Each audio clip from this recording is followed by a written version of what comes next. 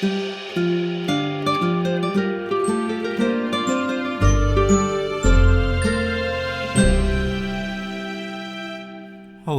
and welcome once again to Adventures in Theater History. In this episode, we will continue the story of Louisa Lane Drew, or, as she was known in her day, Mrs. John Drew. Once again, I'm very pleased that, as before, Philadelphia actress Susan Riley Stevens will provide the voice of Mrs. Drew for us. We left Mrs. Drew as she had just taken up the reins as the manager and the leading lady of the Arch Street Theater in Philadelphia. It was early in 1862, halfway through her first full season, and her husband, Mr. John Drew, the popular comedian, had just returned home from a world tour. Now, it's possible that the Drews' marriage was already rocky even before he had left, and certainly the 3-year absence did nothing for their relationship. And as we mentioned in the last episode, his co-star on that tour had been Louisa's half-sister, Georgiana, who brought home to Philadelphia a baby girl who had been born in Melbourne, Australia, and who was named after their other sister, Adine. Now, the story that husband John Drew and sister Georgiana had been writing in all of their letters home apparently was that while abroad, she had met and married an Australian actor named John Stevens. Mr. Stevens, the story went, had been unfortunately prevented from accompanying his young American wife on her subsequent tours due to his own pressing engagements. Yeah, that's the ticket. And then somehow never caught up with her again. But the obvious true explanation was right there for all to see, and it's unlikely that John and Georgiana's story stood up for very long after they came home. But apparently, Louisa, when presented with this new reality, simply took it in stride. Anyway, there was a theater to be managed, plays to be rehearsed, and employees to be paid every week.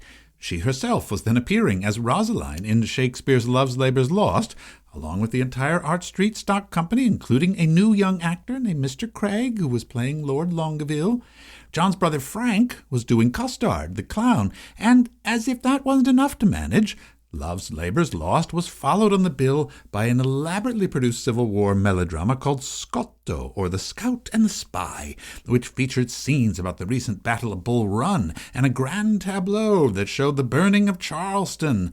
It was a busy week at work for Mrs. John Drew, actress, director, and theater manager. The new little family member's name and parentage were simply and quietly entered in the family's Bible as Adine Stevens. The new mother and little Adine were given room in the family home, then at 138 North 8th Street, which still contained the 3 other Drew children, her son John Jr. and her daughters Louisa and Georgie, as well as Mrs. Drew's mother, Eliza Kinloch, now herself retired from the stage.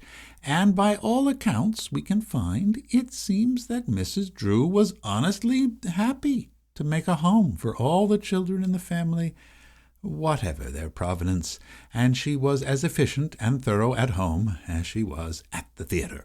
More room was made at the dinner table, and more space was made at the Drew family pew at St. Stephen's Episcopal Church on 10th Street. Above all, she knew that her reputation in the city of Philadelphia depended upon maintaining an appearance of respectability and propriety. So, no fuss. They were not a ragtag group of actors. After all, they were the first family of the Philadelphia theater. Mr. John Drew, who had been wandering in so many ways, was quickly re-domesticated and put back on the stage, and no open acknowledgment was ever made of the embarrassment of the situation. Making the most of the local publicity about his return from his world tour, he threw himself into the family business, appearing at the Arch Street Theater for 100 nights, reviving his old roles in the repertoire with such staples as Shakespeare's Comedy of Errors and Sheridan's The Rivals, as well as bringing out all the highly popular stage Irishman characters in plays whose titles made their subject entirely evident. Sir Patrick O'Plenipo in The Irish Ambassador, Terry O'Rourke in The Irish Tutor, and Paddy Murphy in The Irish Dragoon, the last of which was billed as a screaming farce. Mr. and Mrs. John Drew even appeared again together as Mr. and Mrs. Dove in the comedy called A Married Life. Newspapers hailed him the bright particular star of the arch, they said, and for the first time ever since Mrs. Drew had taken over management, the theatre actually began to turn a nice profit. However, perhaps all was not so contented in the actual Drew family home, for as the end of the theatrical season approached, apparently John Drew quickly got the urge to travel abroad once again. In April he announced he planned to be off to England, in whose theatres he evidently could always find work. The bill of the Arch Street Theatre for May 1st, 1862, advertised that he was performing the drag role of Old Mother Griffin in a play entitled The Groves of Blarney, and then as Ellie Croker in an afterpiece called The Miseries of Human Life, with the backing of the entire stock company, including his wife. Tomorrow, said the bill, he would appear as Rory O'More, but a note at the bottom of the bill gravely warned, "The public are respectfully informed that as Mr. John Drew's engagement will positively terminate on Friday, May 9th, there will be no repetition of any of his representations." Well, perhaps the Drews planned to divorce, or at least Louisa had made it clear to John she was not going to support him financially any more. The Philadelphia Bulletin expressed sorrow at his imminent absence from the local stage. "When we think that this is the last time we shall see the gifted actor in these characters, we feel somewhat sad," it wrote. John Drew went off to New York for a few days to book his passage on a transatlantic steamer, then came home to Philadelphia to pack and to say goodbye to his children and their mothers at the narrow row house on 8th Street. On May 20th, 1862, he was carrying little Adine down the steep main flight of stairs in the house to join the 7th birthday party of his daughter Georgie, when his foot slipped. Though he was successful in keeping the baby safe, he had no hand available to break his own fall, and to everyone's horror, John's head slammed against the newel post at the bottom of the railing. He died the next day from the subsequent brain injury at the age of 34. All those warnings in the playbills of John Drew's positively final appearance in the preceding weeks had tragically proven to be all too apt. Needless to say, everyone in the family was deeply distraught, including his young children. Mrs. Drew canceled all the performances at the Arch Street Theatre, and the wake and his funeral were conducted from the family home. The Reverend Dr. Duchess of St. Stephen's Church conducted the ceremony, and John Drew's brethren of the Phoenix Lodge of the Actors' Order of Friendship joined the cortege to Glenwood Cemetery at Ridge Avenue and 27th Street, where he was buried. The notice of his sudden and unexpected death was briefly and sadly noted in the Philadelphia newspapers, but in a time when the bloody carnage of the American Civil War was raging outside, there was hardly room for much more. Space was needed for all those long lists of local men, soldiers who were killed or among the missing or the wounded. Two of John Drew's younger brothers, in fact, who were then in uniform, on active duty, were unable to attend his funeral. But sadly, soon enough, they too would both meet their own deaths in service to the Union cause. On Friday, May 30th, 1862, the remaining acting company of the Arch Street Theatre, including his older brother Frank and his first love, Georgiana Kinloch Stevens, appeared in a benefit performance for the Drew family. Mrs. Drew did not appear herself that night, but simply thereafter closed the theatre for the season. In the odd way that the Drew family had, the specific circumstances of the death of John Drew were rarely referred to amongst them ever again. Even his son, John Drew, Jr., who eventually would follow in his footsteps, barely mentions his father's passing in his memoirs, which would have happened when he was about 9. As for Mrs. Drew's autobiography, she too lightly passes by what must have been a very traumatic memory in her narration. But then, at the very end of the book, just when you think she's done with her life story, she suddenly returns to the subject of her late husband, and of course tells us nothing about their relationship or what she felt about his wanderings or his death, but instead takes up the only possible suitable subject for public discussion, his talent on the stage. But even there, you can find a subtle note of rebuke, one that she had held on to for decades. And now, let me devote a few lines to the late John Drew. He was one of the best actors I ever saw, in a long list of the most varied description. Had he lived to be 45, he would have been a great actor. But too early a success was his ruin. It left him nothing to do. Why should he study when he was assured on all sides, except my own, that he was as near perfection as was possible for man to be? So he finished his brief and brilliant career at 34 years of age, about the age when men generally study most steadily and aspire most ambitiously. Though her departed husband's talents may not have been ever fully realized, she was determined to keep his name alive.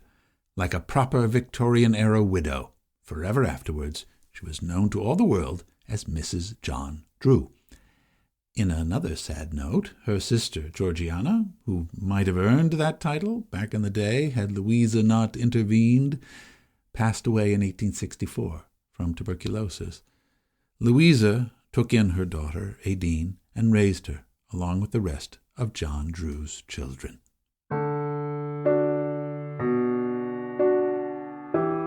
But the show, to quote a much overworked truism, must go on. Louisa had a family to raise and a business to attend to. And as ever, she simply got on with it. Next September, Mrs. John Drew was mounting her next season at Mrs. John Drew's Arch Street Theater. That meant she was hiring actors, choosing plays, approving scenery, booking visiting stars, conducting rehearsals, supervising new renovations to the theater itself, as well as learning and practicing her own many roles as the leading lady of the company. Her lines, as always, letter perfect. There are very few direct accounts of how she went about her work, but we do know that everyone who worked with her or for her spoke of her with nothing but awed respect and admiration. Her schedule was relentless and regular. She would arrive at the theater in her small horse-drawn brougham at 5 minutes to 10, and rehearsals with the company would begin exactly at 10 o'clock and then continue for 4 hours. Since there were usually 2 plays on the bill to be prepared on any given day, a brisk pace was maintained in rehearsals, and Mrs. Drew expected her actors to be exact in their business and correct in their speech and their phrasing. In the afternoons, the actors were free. Mrs. Drew, for her part, would spend the time in the theater's office, going over the books and the daily receipts, sending off letters to New York and to London to secure rights and bookings for the latest popular plays and the available stars. She would return home to have dinner and tea with her children and her mother, and to issue orders to the domestic staff, kiss everyone good night, and then go off to the theater to either perform, or, if she was not in the play that evening, to carefully observe how everyone's performances went. On Saturdays, her children would come and see the matinees and mingle with the actors backstage. On Sundays, the whole family went to church. In her theatrical religion, she firmly did not believe in Sunday matinees. Her employees all called her the Duchess amongst themselves, and always knew to watch out for when she put on a certain red shawl and marched out of her office.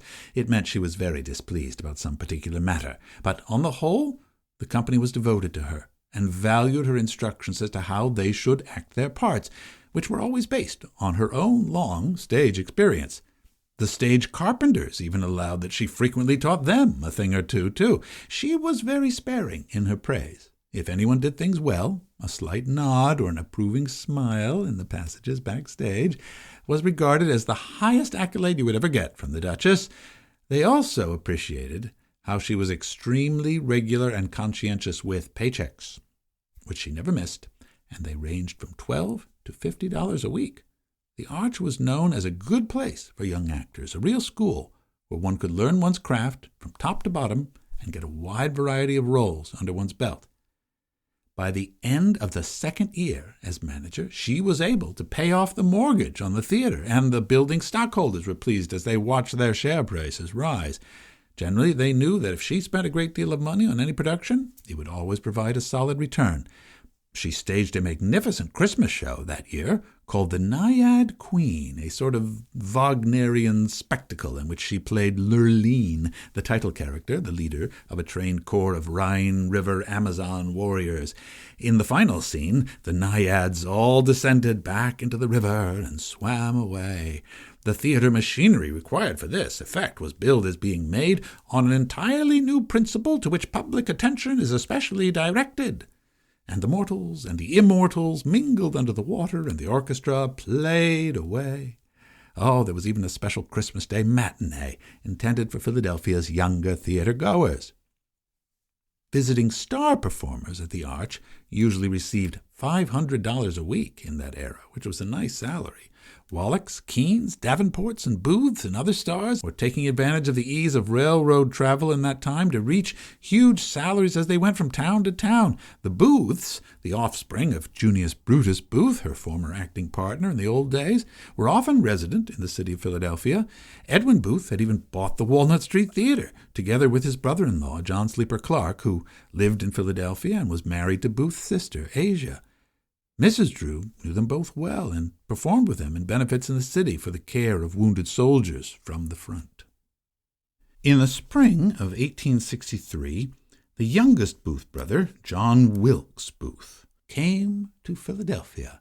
Despite his heavy schedule, he, of course, found room for the great Mrs. Drew and played 2 full weeks of various classical roles and popular melodramas with her. His audience appeal was so large, in fact, that patrons were allowed to book seats 6 days in advance, a very unusual practice at the time. I can hardly imagine it, but even though she was, by that point, 43 years old, the 24-year-old John Wilkes Booth played Petruchio to her Catherine, Shylock to her Portia, and he also did a turn as Richard III to her Queen Elizabeth, and the villain, Duke Pescara, in the play called The Apostate. When John Wilkes Booth had first appeared at the Arch Street Theater in 1857, he was a lowly member of the stock company of that day, and he was not regarded as a very good actor when he was a youngster, and often forgot his lines. But now, in March of 1863, John Wilkes Booth was a certified star, highly in demand. But during rehearsals, Mrs. Drew just pretended to defer to J.W. Booth's blocking, since he was the star, after all, but he likely knew better than to cross her. He was scared to death of her, in fact, says one historian. It was a highly successful engagement in terms of box office. The audience was very enthusiastic, the ladies joining in the applause, the Philadelphia Inquirer reported of one show. Later on, many years after his disgraced brother had played his dreadful role in history as a presidential assassin, Edwin Booth would also perform at the Arch Street Theater for Mrs. John Drew and give acting tips to her son, John Jr. In her usual way of editing out any unflattering facts, Louisa, for her part, did not mention her time on the stage with John Wilkes Booth in her eventually published memoirs. But his brother Edwin, she happily recalled, had a very sweet character and a very charming manner at rehearsals, which he detested. Though generally suspicious of the new, more naturalistic school of acting that Edwin Booth represented, she allowed that his famous portrayal of Hamlet was very fine indeed. Throughout the war years, and all the way to the end of the decade of the 1860s, in fact, Mrs. John Drew's Arch Street Theater remained a byword for quality and rigorous standards. "I would have played there for $10 a week on account of the prestige it gave an actor," said Stuart Robeson, one of the stock company's principal comedians. Mrs. Drew frequently traveled to New York in search of new plays and new actors, and box office managers and restaurant maitre d's there always had a seat or a table for her, like she was visiting royalty. President Lincoln, before his untimely and violent death at another theater, wrote and expressed a desire to see the Arch Street Company and her in action.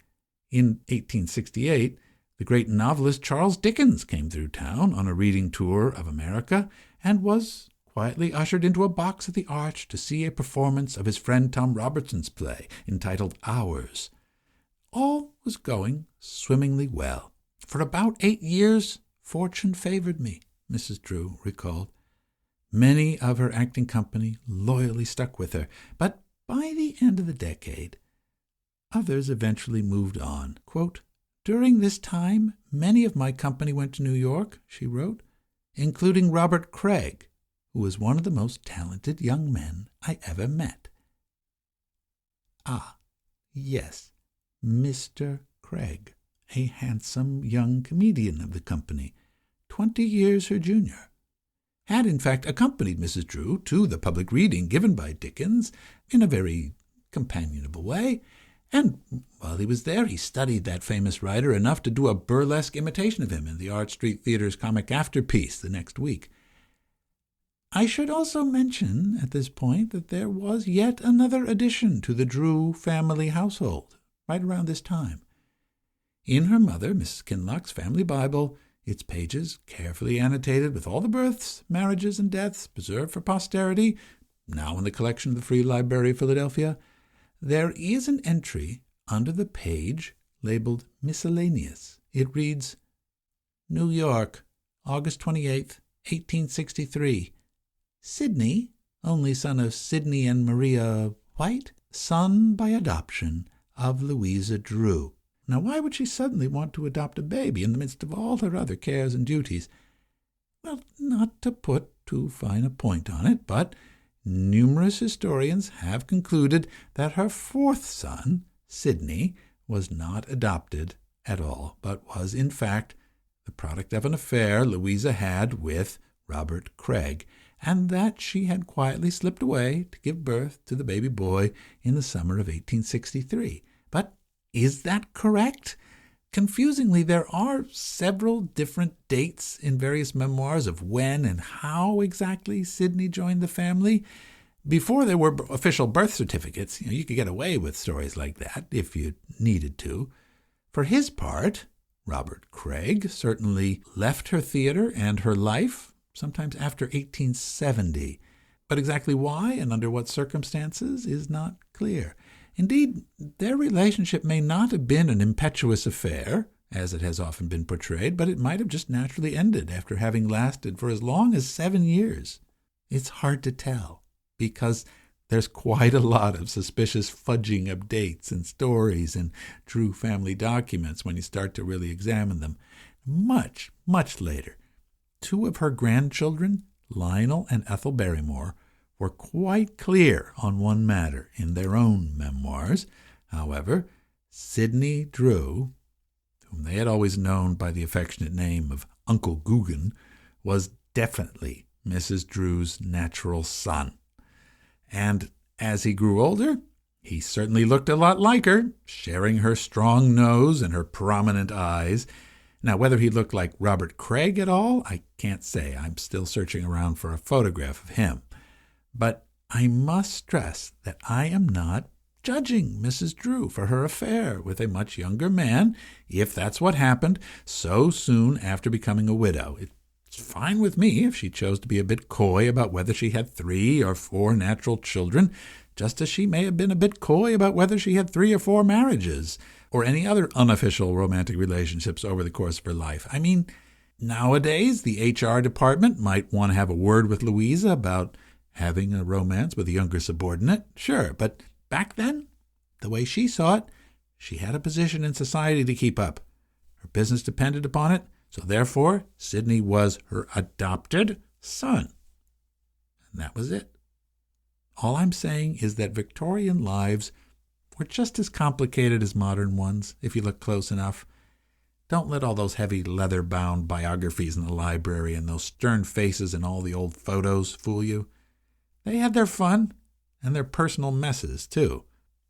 Where do you think they got the inspiration for all those intricately plotted melodramas, anyway?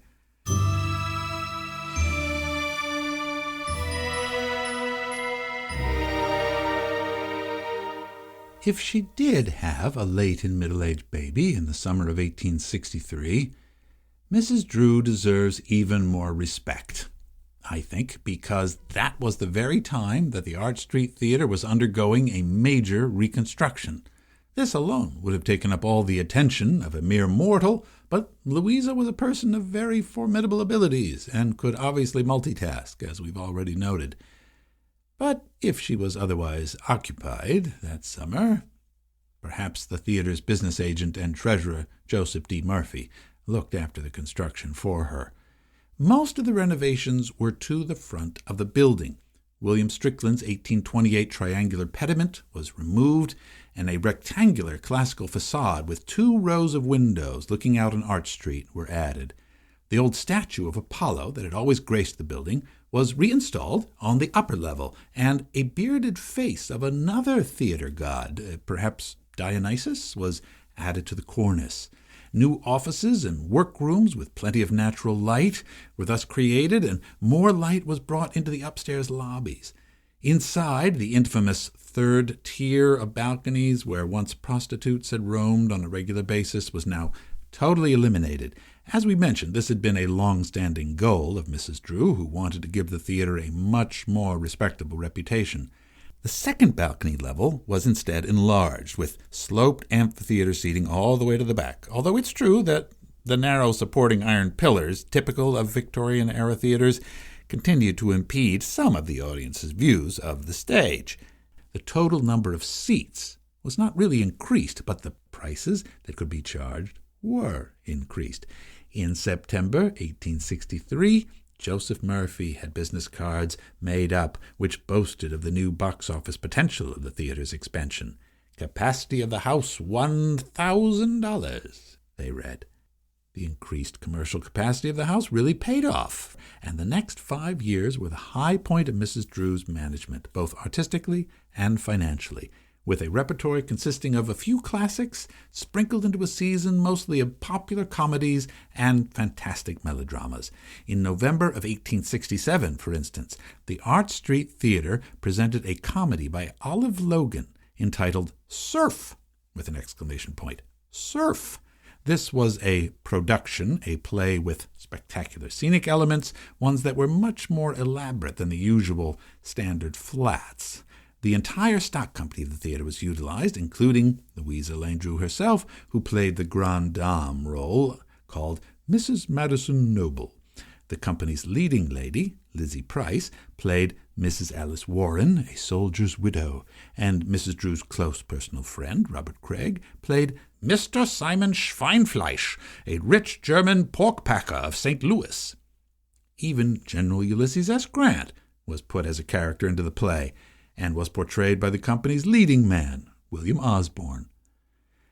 The play, Surf, was meant to appeal to Philadelphians who were just beginning to take annual summer vacations at the Jersey Shore in those days. So, to flatter local sentiments, the theater pulled out all the stops, depicting such scenic vistas as the incoming tide, sea bathing at Cape May, a panoramic view of the Delaware, and the Columbia House, fashionable hotel in those days, down ashore.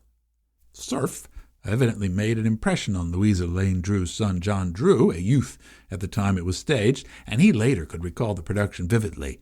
Quote, breakers were made by white cotton cloths and barrels. Now just how it was arranged I do not know, but in spite of the fact that the play was rather indifferent, it had a run of 8 weeks, which was at that time considered a very long run indeed.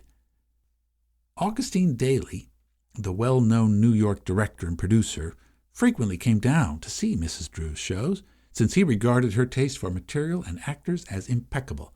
He bought the rights for Surf as soon as he saw it, and he produced it in New York with some success himself.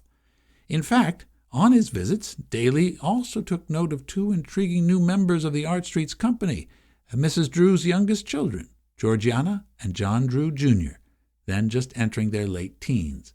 All the Drew children had been hanging around the theater their whole lives, as I mentioned, of course, and like many kids of theater people, they weren't really impressed with it at first. However, their mother was aware of her family's long history on the stage and was not averse to the addition of a new Drew or 2 to the evening's bill. The older daughter, Louisa, had some small success, but it was the younger daughter, Georgie, her mother's favorite, with her large eyes, her striking beauty, and her merry wit, that was an immediate success as an addition to the company. And on March 22nd, 1873, Georgie's older brother John, in his 19th year, made his stage debut in the comic sketch Cool as a Cucumber, playing the role of Mr. Plumper. He had previously been employed as a clerk, selling clocks at Wanamaker's department store, but he'd evidently grown tired of the dull possibilities of commercial employment, thought he'd give the acting biz a go. To get this first gig, however, he did have to meet his mother's high standards, and he carefully honed his elocution to rid himself of the distinctive Philadelphia accent he had picked up during his days at a local boarding school. To encourage him, his mother shared the stage with him in the skit and played the role of the maid Wiggins, who opens the door. Seeing the tall fellow with the fashionably long mustache on the doorstep, Wiggins knowingly turned to the audience and deadpanned, "Ooh, what a dreadful young man! I wonder what he will be like when he grows up." Well, what John Drew, Jr. would be when he grew up was a Broadway actor, one of the great matinee idols of his day, in fact. Augustine Daly saw his potential right away and quickly snapped John up for his own company, along with another young leading lady, not Georgina Drew, but Ada Rahan, who became a big New York star. Now it seems that John Drew Jr.'s mother was glad to see him succeed in the bigger market of New York because it was clear to her that Philadelphia was a limited market and permanently in the shade of its larger cousin, and that the Arch Street Theater would have to cease its long reliance on the age-old stock company system at some point. Indeed, the Arch was one of the last theaters in the country to keep the stock company. With the ever-increasing capacity of rail transport, as we mentioned, big stars were now not just traveling alone to theaters around the country one by one, but were insisting on bringing along their own supporting companies with them, and even their own scenery. Mrs. Drew realized she had to bow to the winds of change and turn the Arch Street Theater into what was then called a combination house, with some local actors in smaller roles, but the juicy ones going to the New Yorkers arriving from out of town. In February of 1874, for example, the melodrama Malaprop was presented at the Arch Street Theater for a week-long run. The play was advertised as, quote, strong in situation, absorbing in human interest, and opening a glorious impersonation of the Irishman as he is, close quotes. The production featured a thrilling and violent mutiny scene aboard a ship full of Irish immigrants on their way to America, a picture of which was graphically detailed on all the publicity posters. Malaprop, Maumcre, evidently the name of a small Hibernian hamlet, the home village of the hero, was one of those combination productions. As we mentioned, the New York players belonged to the comedian Joseph Murphy, who performed no less than 6 roles in the play himself, and he also sang songs, including The Martyrs of Our Land and Malaprop, or Handful of Earth. Mrs. Drew herself did not appear in the show, and indeed, by this point, she tended to only perform in just the first and the last shows of the season. Though she was glad of the business touring combination productions brought, on the whole, this was not a change she really approved of. And as she later wrote, "During my long career as manager, I have seen the stock company system pass through its palmiest days to give place to the present horde of wandering combinations or companies of strolling players, condemned to the wearisome round of performances of the same play year in and year out, deprived of a settled home, doomed to play week after week of one-night stands, compelled to rise at all hours of the night and morning from uncomfortable beds in queer hotels, to take trains on which they must travel all day long, and reach their destination barely in time to appear supperless on the stage. When I first took up the manager's reins, there were no matinee performances. Looking back over my more than quarter of a century of management and my 63 years of professional life, I may well exclaim with Ophelia, "Woe is me to have seen what I have seen, see what I see."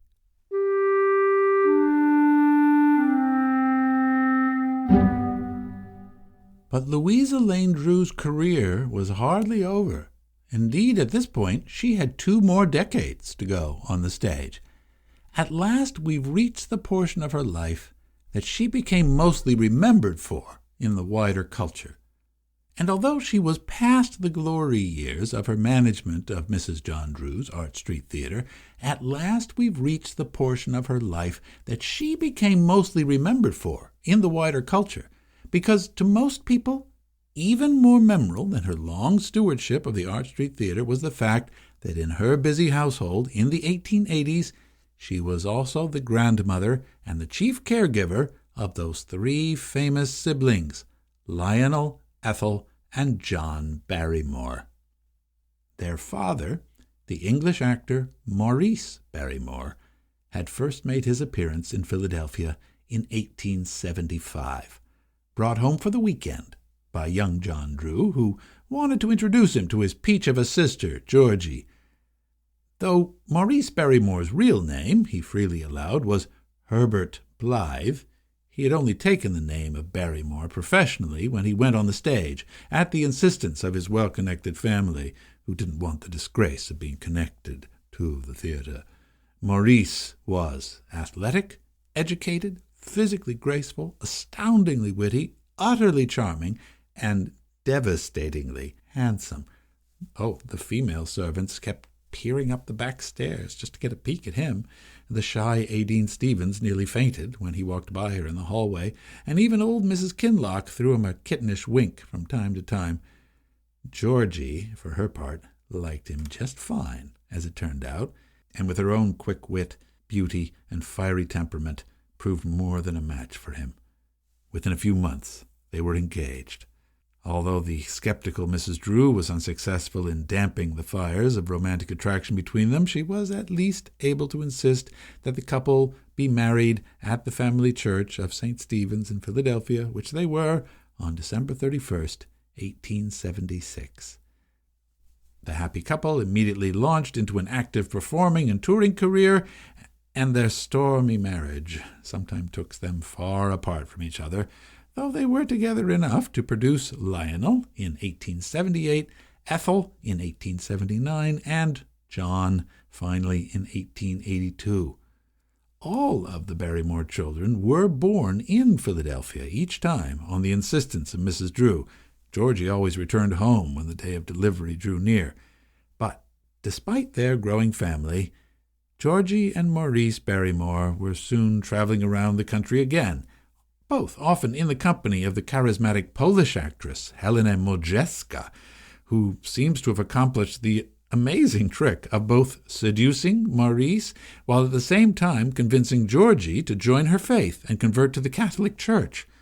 Georgie became such a convinced Catholic, in fact, that all 3 of the Barrymore children were eventually rebaptized and raised as Catholics, much to the annoyance of their Episcopalian grandmother. Maurice, for his part, remained mostly unrestrained and unreligious and unrepentant, both on the stage and in his personal behavior. There's a story of him once returning home very late from his night's carousing, only to find Georgie at the door, dressed and ready for morning mass. "Oh, go to church, my dear," said Maurice, sweeping a gracious arm towards the street. "Go to hell, my dear," replied Georgie, with an equally gracious smile, as she put on her hat and glided off. With their parents so often at odds or away, it was Mrs. Drew who was the anchor in the early lives of her 3 grandchildren. Throughout her life she had always taken care of others, her mother, her stepsisters, her wayward husbands, her children, legitimate or otherwise, and her company, and now she was devoted to solemn little Lionel, quiet and shy little Ethel, and dreamy young John, who was her secret favorite. They were allowed to call her Mum-Mum, and were no doubt reassured by the regularity and strict discipline she brought to their early lives. The Drew family was now living at a large row home at 140 North 12th Street, even though the neighborhood north of Market Street, where the house and the theater were located, was beginning to go downhill. Daughter Georgie, with her usual wit, called the house the Tomb of the Capulets, due to the fact that a gravestone carving business was right across the street, with its sad monuments on prominent display. But even less reputable establishments like billiard halls, minstrel shows, and burlesque theaters surrounded them on every side. Bawdy houses and opium dens were not that far away. Their Uncle Sidney often slipped away to shoot pool and run after chorus girls, while shy and sickly Aideen, whom they called Aunt Tibby, stayed home and did her best to look after the children, although Aunt Tibby was to die of TB at the age of 28. Mrs. Kinloch, their great-grandmother, lived to the age of 93, though she was a rather fearsome presence in the house and mostly stayed in her room, coming down only for dinner or, on Sundays, for church. But truth be told, the family needed the money now that Georgie and Maurice were earning in their whirlwind and glamorous careers. The Art Street Theater was no longer attracting the respectable crowds of theater-goers that it once had. The best theaters were all now moving to larger and more fashionable houses along Broad and Chestnut Streets in Philadelphia. Maurice and Georgie Barrymore eventually took the children away from Philadelphia in the mid-1880s and went off to try to conquer the London stage. And when that didn't work out, they settled on Staten Island in New York. When her mother died in 1887, Louisa Drew was mostly left alone in the house and realized that there was nothing for it but to go on tour herself once again. What was I to do with myself? I couldn't live in Philadelphia in the manner in which I had always lived, couldn't afford it. To look about for something to do at 72 years of age. Oh, the world of American theater had changed much during her lifetime. And now every city in the country, large and small, had many theaters, controlled by huge national commercial syndicates. American newspapers now all had huge sections devoted to the exciting goings-on of the theater world around the country, and every actor and every play was competing for a national, not just for local attention. What you needed as a performer was not just a variety of roles in different plays to put into one theater, but one highly recognizable and well-packaged production that you could tour everywhere. And from long experience, Mrs. Drew knew there was one role in one play that could always be reliably depended upon to pack the audiences in. Mrs. Malaprop, with her famously hilarious word substitutions, in William Brinsley Sheridan's 1775 comedy of manners, The Rivals.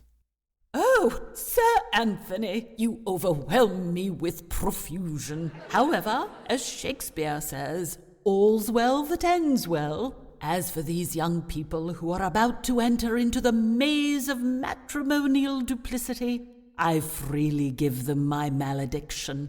For myself, my motto shall be nil disparandum, and if we have been fortunate enough to secure the reprobation of our friends, we may cheerfully await the solicitations while enjoying the expression of their depreciation."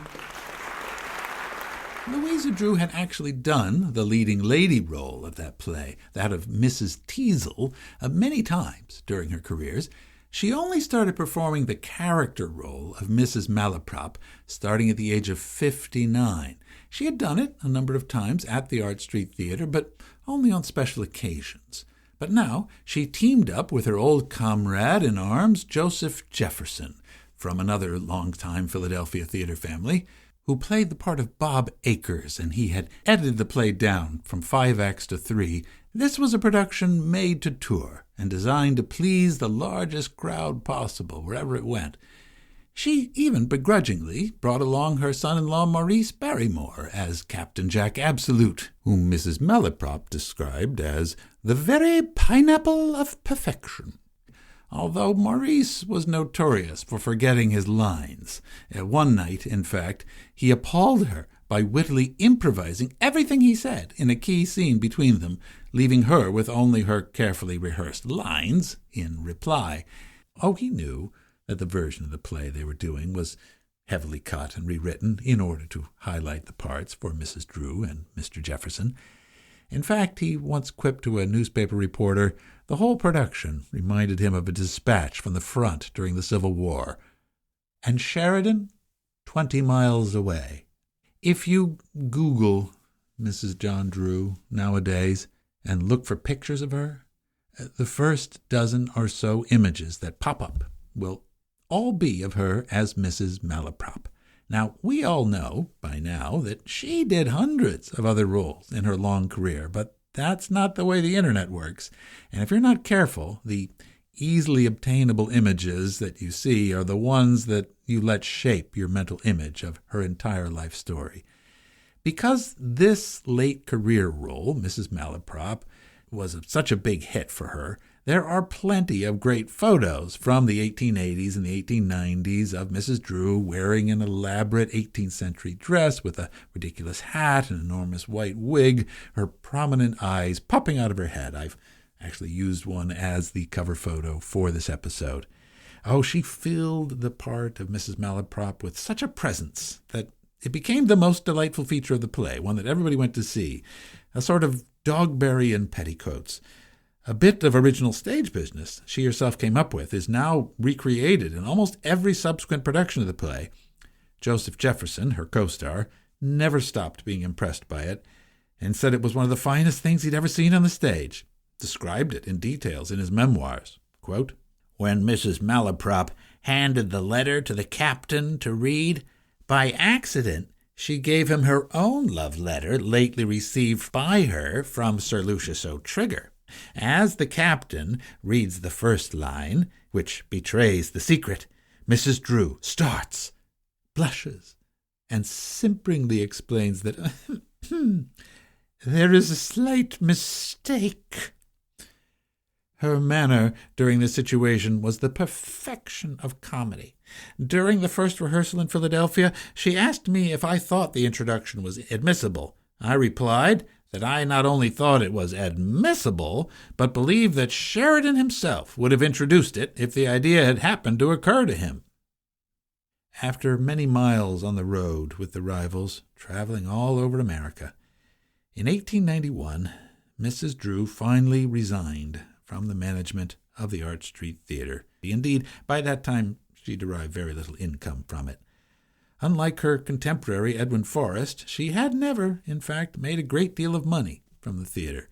It was how she made a living, not a killing. There was a testimonial performance given in her honor at the Academy of Music, and then she moved away to join her children in New York. Sadly, both her daughters, Louisa and Georgie, died soon after, and in 1896, Louisa herself, at last, stopped performing. Hobbled by sadness and various ailments, appalled by the realization that she couldn't seem to remember her lines properly anymore, in August of 1897, she finally passed away at her son John Jr.'s house in Larchmont, New York. Her body was brought back to Philadelphia, and her funeral was held at St. Stephen's Episcopal Church on 10th Street. Mrs. John Drew was buried next to Mr. John Drew at Glenwood Cemetery in Philadelphia, along with her mother, her sisters, and her daughters. Eventually, that whole cemetery was closed, and the grounds were appropriated for other uses in the way that many Philadelphia burial grounds have often been historically. And John Drew Jr. had all the family graves transferred farther north to Mount Vernon Cemetery, where they still are, and where eventually Mrs. Drew would be joined by him and by many of her Barrymore descendants. But we'll talk about all those Barrymores perhaps another day.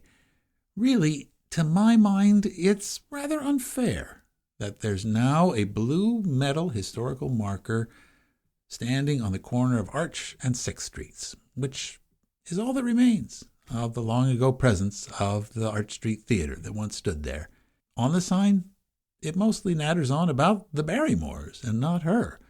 Though Maurice, Ethel, Lionel, and John, and all the rest of the Barrymores did occasionally perform in Philadelphia, really, their professional lives were mostly spent elsewhere, in New York, London, Hollywood. And in terms of theater history, there are a lot of other reasons to talk about the Arch Street Theater. For example, it spent just as many years as a vibrant home for Yiddish drama in the early 20th century as it did for English-language drama under the control of Mrs. Drew in the previous era. But that's sort of a mission, after all, is why we're doing this show, and we will certainly return to the Arch once again in future episodes. But for the moment, I feel privileged to have been able to bring the story of Louisa Lane Drew to you. She was the last real figure in 19th century Philadelphia to make the local theater of this city matter for a long time. And as she made her final exit, big changes were coming in the city. We will do our best to explore them in upcoming episodes as the 20th century inexorably approaches. But before we do, we're going to backtrack a bit and cover some of the other stories about Philadelphia theater in the 19th century, ones that we've passed by along the way so far. Please keep listening for them and come along with us. There's so much more great stuff to explore and to find out about. I'm Peter Schmitz, and the sound and the music are by Christopher Mark Colucci. The voice of Louisa Lane Drew was performed by Susan Riley Stevens. And I must also again acknowledge all the help I received from Karen Sooney and the staff of the Rare Book Department of the Free Library of Philadelphia. If you'd like to have a daily dose of Philadelphia theater history, please follow us on Facebook or Twitter. The links are in the show notes. As always, there are additional images, blog posts, and bibliography about this episode and all others on our website. Most of all, I want to thank you for coming along on another adventure in theater history, Philadelphia.